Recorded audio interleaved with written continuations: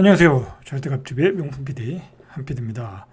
자, 지금 전국이 전세 사기 때문에 아주 난리가 났어요. 자, 오늘 이 사건에 대해서 한번 이야기해 보겠습니다.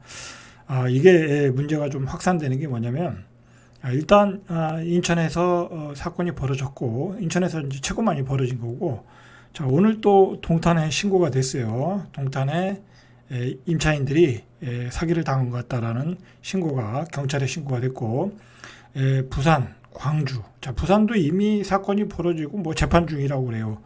그러니까 이게 지금 뭐 인천, 동탄, 부산, 광주, 경북, 전국 곳곳에서 이런 그 전세 사기 피해 접수가 되고 있고, 이게 일파만파로 번지고 있다라는 거예요.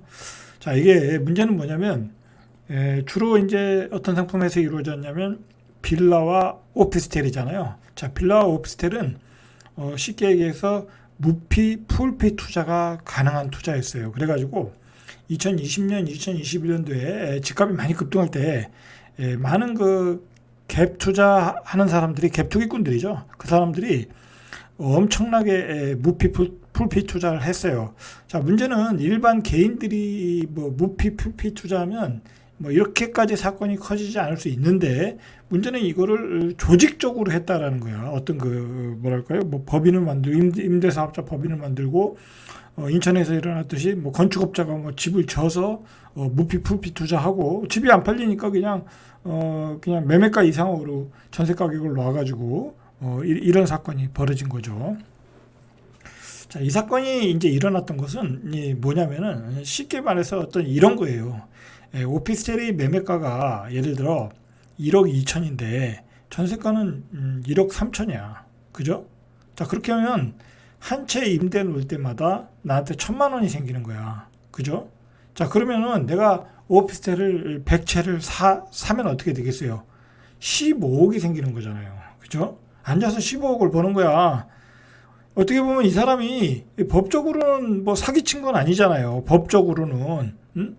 사실상 사기를 치려고 그랬던 거지만은 법적으로는 사기를 친 게 아니니까 사람들이 죄의식도 없이 이렇게 한 거야. 뒷감당을 생각 안 하고. 자, 그런 식으로 지금 했던 것이 이제 후유증이 일어나는 거고, 후유증이 생긴 거고. 그리고 문제는 이게 뭐냐면 2020년, 21년도에 굉장히 많은 무피, 풀피 투자자들이 이 시장으로 들어갔다라는 거야. 지금 이제 점점 이제 많은 그 호실을 가진 사람들 중심으로 사건이 터지지만, 이제 10채, 20채, 뭐 5채, 6채 뭐 그렇게 가진 사람들도 계속해서 사건이 터질 가능성이 많아요. 자, 이게 왜 그러냐면, 예를 들어서 지금 이제 전세 사기가 일어났기 때문에 전세 사는 사람들이 다 확인을 할 거 아니에요. 자기 집주인이 몇 채 가지고 있는지 부동산한테 물어보고. 자, 불안하니까 전세 물건들이 다 시장에 나올 가능성이 많아요. 원래는 그 오피스텔이 그렇게 전세 물건이 많지는 않거든요. 오피스텔은 그 월세로 세팅하기 때문에. 자, 그렇게 되면 이제 전세 가격이 떨어질 거 아니야. 매물들이 나오면. 그러면 수십 채씩 그 사놓은 사람들이 어떻게 되겠어요? 전세금을 못 빼주겠죠. 지금 누가 오피스텔에 전세로 들어가겠어요? 이렇게 위험한데. 자, 그러다 보니까는 계속해서 이렇게 역전세가 나오고 계속해서 사기 고발 사건이 일어날 가능성이 높다라는 거야. 이 문제의 심각성은 여기에 있다라는 거야.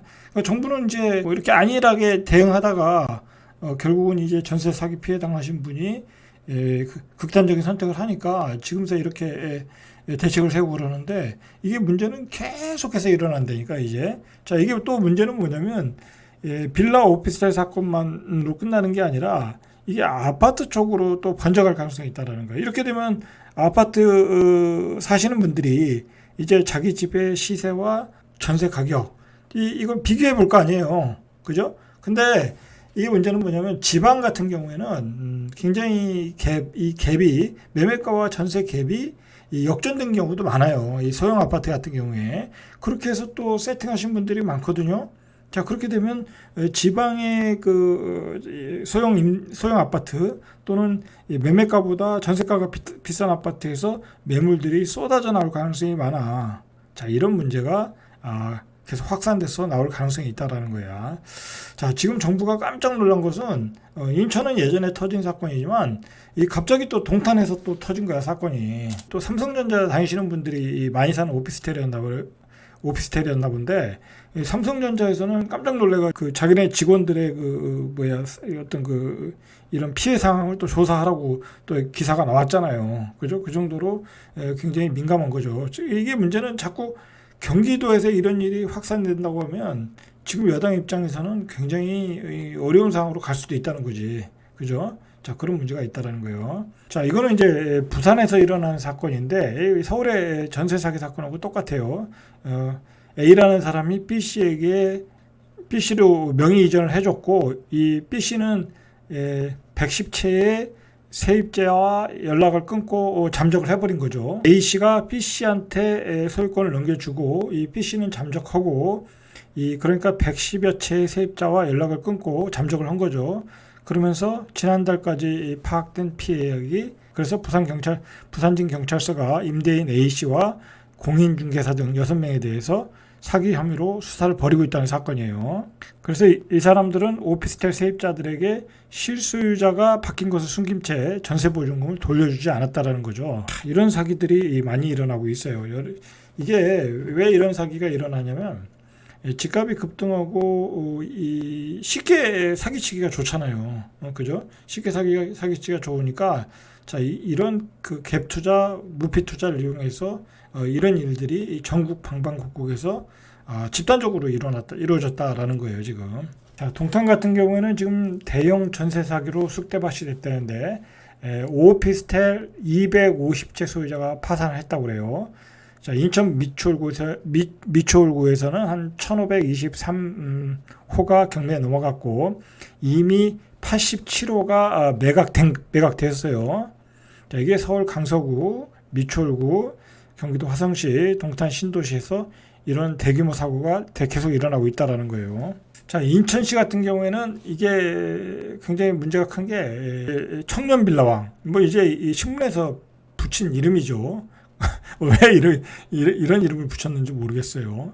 자, 이런 3명이 인천에 소유한 주택이 3008호라는 거야. 어마어마하죠. 자, 이렇게 사기를 쳤다라는 거야.